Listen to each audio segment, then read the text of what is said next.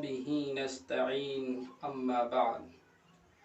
عن أنس بن مالك رضي الله تعالى عنه وعنهم أنه قال قال رسول الله صلى الله عليه وسلم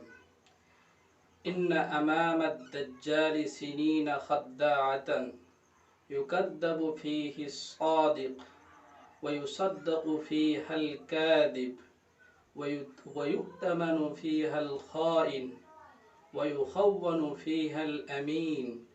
ويتكلم الرويبضة. قيل وما الرويبضة؟ قال الفويسق يتكلم في أمر العامة أو كما قال عليه الصلاة والسلام. محترم سامعین و ناظرین، فتنہ دجال سے متعلق باتیں چل رہی ہے اور یہ بات بھی آ چکی ہے کہ فتنہ دجال تاریخ انسانی کا سب سے بھیانک، خطرناک اور پر المناک فتنہ ہے۔ اللہ کے حبیب صلی اللہ علیہ وسلم نے فرمایا کہ دنیا کی ابتدا سے لے کر انتہا تک، حضرت آدم علیہ السلام کی پیدائش سے لے کر دنیا کے آخری لمحے تک اور آخری وقت تک اس سے بڑا فتنہ اور اس سے خطرناک فتنہ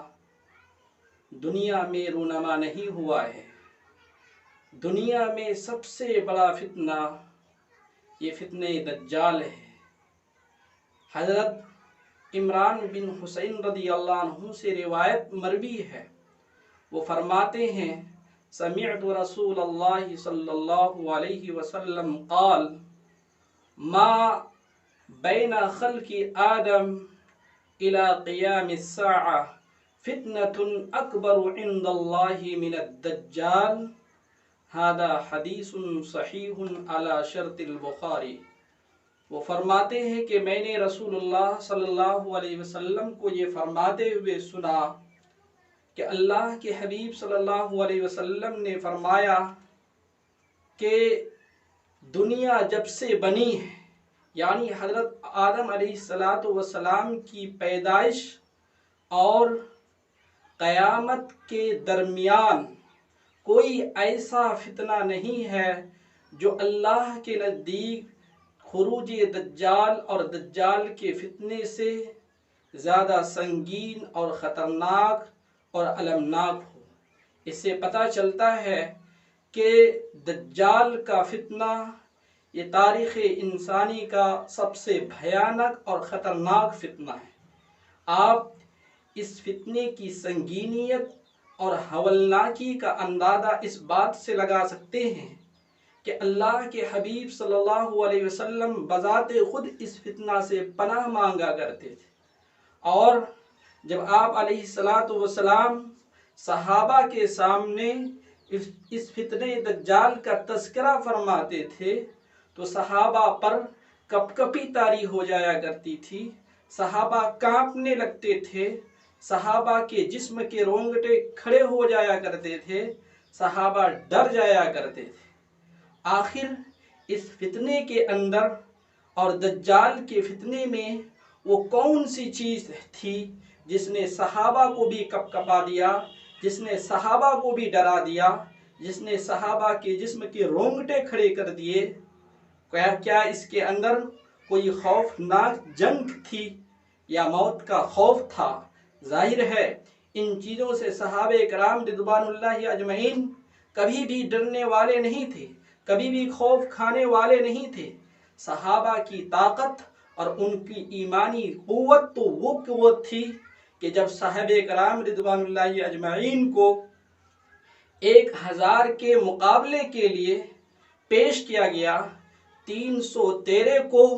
ان کے مقابلے کے لیے دعوت دی گئی تو ہر ایک نے اپنی جان کو پیش کیا اور 313 نے 1000 کے دانت کھٹے کر دیے۔ اور یہی نہیں بلکہ ہمیشہ صاحب کرام اور مسلمانوں کی تعداد کفار کے مقابلے میں اور دشمنان اسلام کے مقابلے میں کم رہی، تھوڑی رہی، اس کے باوجود بھی وہ دشمن پر غالب رہے۔ صحابہ کو جب سمندر کے اندر گھوڑے ڈالنے کا حکم دیا گیا، چنانچہ سارے صحابہ نے اپنے گھوڑے سمندر میں ڈال دیے اور 7 سمندر پار دشمنوں کو سبق سکھایا۔ تو صحابہ خوفناک جنگ اور دجال کے ساتھ لڑائی کرنے سے کبھی بھی گھبرانے والے نہیں تھے، کبھی بھی خوف کھانے والے نہیں تھے۔ لیکن آخر کیا چیز تھی اس کے اندر کہ جس نے صحابہ کو بھی ڈرایا؟ وہ چیز یہ تھی کہ دجال کا جو فریب ہوگا، دجال کا جو دھوکہ دھڑی ہوگا، وہ ایک بہت پرخطر دھوکہ ہوگا، بہت پرعلم دھوکہ ہوگا۔ صورتحال سمجھ میں نہیں آئے گی کہ کیا سچ ہے، کیا جھوٹ ہے۔ دنیا بھر میں منٹوں میں سچ کو جھوٹ اور جھوٹ کو سچ بنا کر پیش کر دیا جائے گا۔ نجات دہندہ کو دہشت گرد ثابت کیا جائے گا، اور جو انسانیت کا قاتل ہوگا ان کو امن پسند سمجھا جائے گا اور اس کو نجات دہندہ سمجھا جائے گا۔ اللہ کے حبیب صلی اللہ علیہ وسلم نے یہی وجہ ہے کہ اس فتنہ دجال کو بڑی ہی تفصیل کے ساتھ کھول کھول کر امت کے سامنے بیان فرمائی، ہر چیز کو واضح کیا، ان کے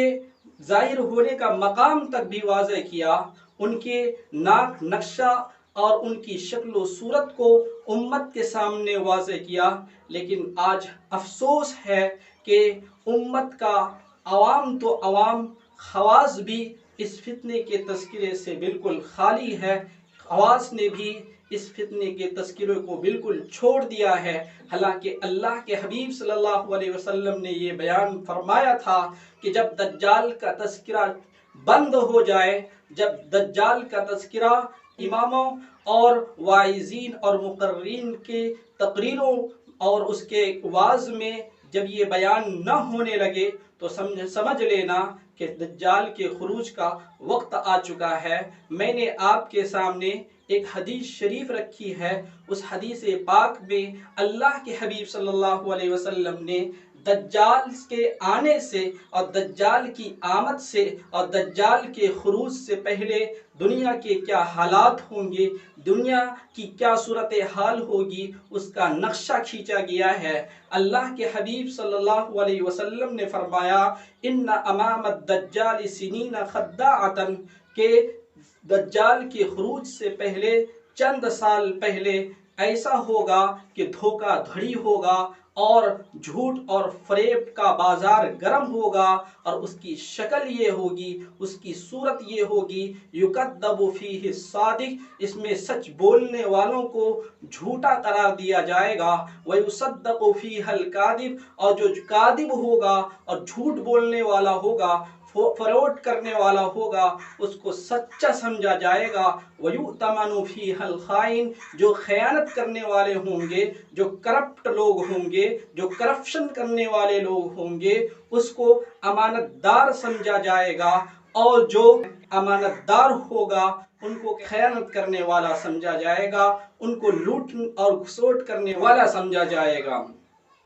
اور پھر اخیر میں اللہ کے حبیب صلی اللہ علیہ وسلم نے فرمایا کہ لوگوں کے اندر جو گھٹیا قسم کے لوگ ہوں گے اور جو فروڈی لوگ ہوں گے، جو معاشرے میں بدماش قسم کے لوگ ہوں گے، وہ لوگوں کے اہم معاملات میں وہ بولا کریں گے، فیصلے سنایا کریں گے۔ آپ علیہ الصلوۃ والسلام کی یہ حدیث آج کے دور پر کتنی اچھی طرح ثابت ہو رہی ہے اور کتنی مکمل طور پر اس دور پر صادق آ رہی ہے کہ آج دنیا کا وہ جھوٹ جس کو انہوں نے چھپا رکھا ہے، اگر اس جھوٹ کے اوپر کوئی کتاب لکھی جائے تو لکھنے والا لکھتے لکھتے قضا کو پہنچ جائے، قبر میں پہنچ جائے، لیکن اس کی فہرست ختم نہ ہو پائے۔ اور کتنے ہی سچ ایسے ہیں کہ جس کے اوپر مغرب کی انصاف پسند میڈیا نے اس کے اوپر اپنے لفاظی کے ذریعے سے اور اپنے بکواسات کے ذریعے سے اتنی تہیں جما دی ہے کہ عام انداز میں اگر اس کو کوئی صاف کرنا چاہے تو مرتے دم تک اس کو صاف نہیں کر سکتا۔ حبیب صلی اللہ علیہ وسلم نے اس حدیث پاک کے اندر یہ دجال کے آنے سے پہلے کے حالات کی منظر کشی کی ہے، اور وہ سارے حالات ہماری نظروں کے سامنے ہے، اور یہ حدیث آج کے دور پر مکمل طور پر صادق آ رہی ہے۔ اس سے پتہ چلتا ہے کہ دجال کا خروج انتہائی قریب آ چلا ہے، اور ہم جس دور سے گزر رہے ہیں، جس زمانے سے گزر رہے ہیں، یہ بہت ہی پرعلم دور ہے، بہت ہی پرفتن دور ہے۔ اس فتنے والے دور میں اپنے آپ کے اندر ایمانی جذبہ پیدا کرنے کی ضرورت ہے، ایمانی قوت پیدا کرنے کی ضرورت ہے، اپنے رگے مردہ میں خون تازہ پیدا کرنے کی ضرورت ہے، اور غفلت کی چادر کو چاک کر کے مستعد ہونے کی ضرورت ہے، اپنے اور اپنے سماج اور اپنے گھر والوں کے ایمان کو بچانے کی ضرورت ہے۔ اللہ کرے کہ اللہ تعالیٰ ہمیں ان کہی گئی باتوں پر عمل کرنے کی توفیق عطا فرمائے۔ وآخر دعوانا ان الحمد للہ رب العالمین۔